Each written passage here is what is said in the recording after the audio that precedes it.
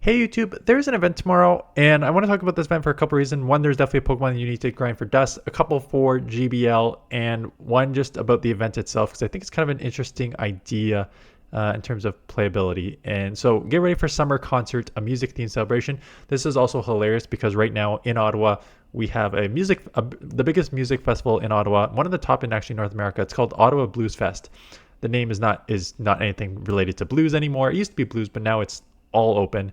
And actually tonight, when this goes out, I'm going to see Green Day. Green Day's headlining tonight, Daughtry and Papa Roach tomorrow. And then we've had like Shania Twain, we've had Hosier. So it's been a pretty big festival, and that is going on right as we're going into a summer concert event here. So Saturday, July 19th to Tuesday, July 22nd from 5 to 8 p.m. local time each day. And this is kind of like interesting to me because it's an opportunity. I think it's smart by Niantic or Scopely, whoever you want to call it. It's actually smart to try to get people to open up the game and play the game during times that they would not be playing, right? So, you have your local community days from 2 to 5. You do have your raid hours like on the sort of Monday or Tuesday, Spotlight Hour Tuesday, and then raid hour Wednesday from like the 6 to 7 there. But to stretch it over that Saturday to Tuesday range where people may not be playing at 5 to 8 at night, this gives them a reason to open the game. So I think it's actually pretty smart to try and get people to open the game when they otherwise may not open it. So I just like that from a business perspective. I kind of I kind of like that. Celebrate musical selections from I'm just gonna I'm gonna mispronounce that, so I'm not even gonna try to. But this composer, which is interesting because I remember reading one of the comments on the video being not video, the event page being like, does anyone actually play with the sounds? And let me know in the comments below. I not only do I not play with like the noises when you're battling, I do not play with this sounds at all. So whether there's music or not, I never ever have this game with any sort of audio on. Let me know if you play with the audio on. And I guess I need to turn the audio on from 5 to 8 these days just to listen to the in-game background music, because that's kind of something I never do. So this is a very passive event.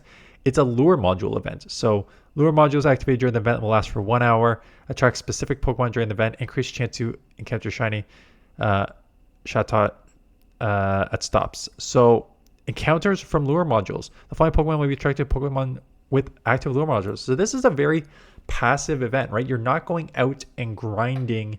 You're not going to catch and do whatever. You need to basically be stationary to a certain extent at Pokestops, unless you got like a row of like 100 Pokestops in a row, depending on how lucky you are and how busy your city is. 100 in a row that you can maybe just like walk down, but otherwise you need to be around Pokestops with lure modules activated to participate in this event. So, from that perspective, I don't like it, right? Because you need to lure modules is one of the cheaper items in the game. And I think a lot of us who have been playing for a while probably have a lot stacked up that we just don't use. But it is a paid, to a certain extent, part of it. Maybe they'll give us a free lure module. Yeah. But Jigglypuff, Lotad, Kricketot, Chatot, Audino, Noibat, and Poplio. And complete event-themed field research test to encounter Spinda. Spinda. Spadina is a place in Toronto. It's a it's a road in Toronto. Okay. Thank you for not doing a ticketed event for this, because I don't even know how you ticket it. But none tickets. There's a couple Pokemon. Let's just start with Audino. 2,100 dust per catch is an insane amount per catch. So is it worth to just throw a lure module on to try and get a 2,100 dust Pokemon? I think alone that's probably just maybe even worth it. Love those 2,100 dust Pokemon if you can get them. Otherwise, in GBL, there are a couple GBL Pokemon that we want to talk about. The first one is Jigglypuff, because Wigglytuff is probably the best Charmer in the Ultra League. So it's ranked 117 with Icy Wind and Swift. And what makes Wigglytuff so strong is it's got like nice stats. You got your medium attack 115, low defense, but it offsets with the stamina for 1925 overall. And then it's a charm user, but not only the charm user, what makes this Pokemon's so strong now is you have that Swift. And if you're going to be a Charmer, Charmer's a lot of heavy damage, right? 6 damage per turn, but very, very, very low energy. So a lot of these Charmers in the past have just struggled, is you're never going to get to, like barely ever going to get to a charge move. And why Wigglytuff was even better in the past, not better before, but why it was one of the only usable ones in the past is because it had Icy Wind, which was a 45 energy move. So it still takes 24, 8 fast moves and 3 turn fast moves. So 24 to get to, but it does lower your opponent's attack. So being able to like shield the first move, lower your opponent's attack. You have some like a lot of stamina, right? The defense is basically if lower defense means the charge moves your opponent's throws are going to hurt more, but you have a lot of stamina, so you can take a lot of like sort of fast move damage to a certain extent. But so if you shield the first one and then Icy Wind, it made this Pokemon very playable. And that's normal fairy typing, only having 2 weaknesses, Poison Steel, which weren't around a ton, and then double resisting Ghost and Dark and Bug. So it was a pretty nice Pokemon to use. And then I got Swift, and that made it even better because Swift only is a 35 turn move, which is the fastest charge move in the game, 35 energy.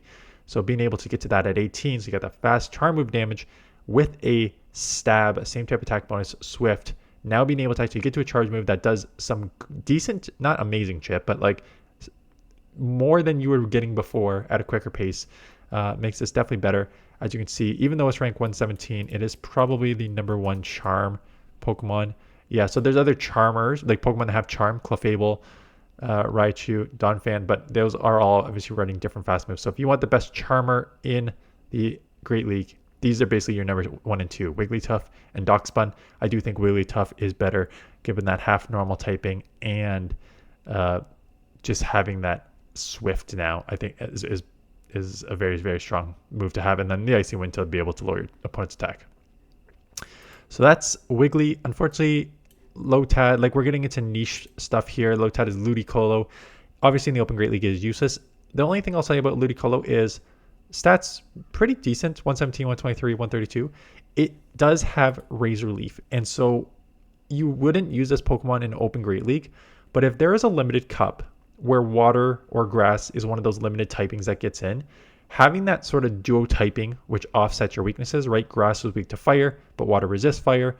Water is weak to grass, which you resist, and water is also weak to electric, which you resist. Grass is weak to ice, which water resists. So there's so many like offsetting weaknesses here, which means you're only left with 3, Bug, Flying, and Poison. So if you get in a limited cup, and where this is one of the typings, and it's like a very limited cup, Razor Leaf Ludiccolo is definitely a fast move damage Pokemon that can be used. So I won't say like you don't need Ludiccolo because it's useless, because Razor Leaf Ludiccolo in a limited cup has play. Unfortunately, these 4 do not have play, which lead us to Paplia, which had a community day. It is Primarina, so useless in the Great League. The problem with this Pokemon right now, and maybe it'll change, it only has 2 fast moves, Charm and Waterfall, and both are very, very heavy damage fast moves with slow energy moves. So the fact that you have a Hydro Cannon is almost lost on this Pokemon right now, because you have nothing that gets you to the Hydro Cannons fast. It takes 21 turns to get to the Hydro Cannon, and as you can see by your stats here, you are too glassy to take 21 turns to get to the Hydro to use it so officially. So should you get this Pokemon? Yes. Do you need it with Hydro Cannon? I think overall, yes. In the Ultra League, kind of useless, 232, and in the Master League, it's running with Waterfall. 2 things I will say: limited Master League Premier, using it as a Waterfall user or a Charm user has play. So in of itself, having Primarina with Hydro Cannon in the Master League Premier is useful.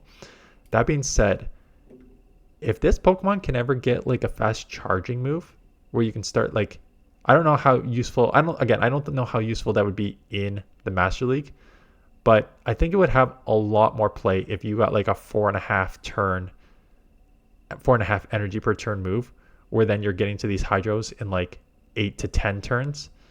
I just think that will give you a lot more opportunity. So it takes 15 to get to with the Waterfall.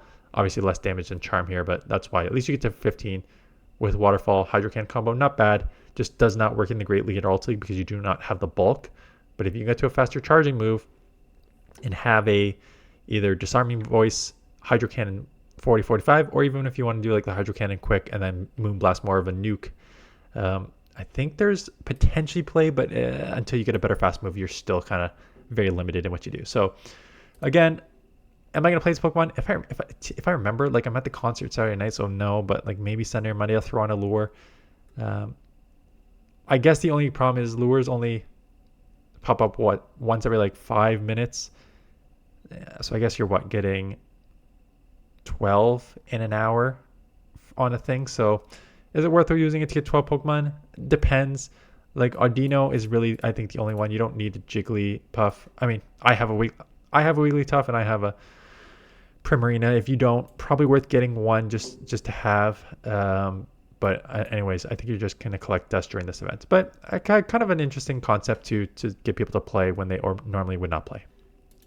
Anyways, that is it. Let me know about those questions. 1, do you play with the audio, yes or no? 2, you're going to play this event. Do you think it's worth it? Let me know in the comments below. That is it. Thanks for watching. See you guys in the next one.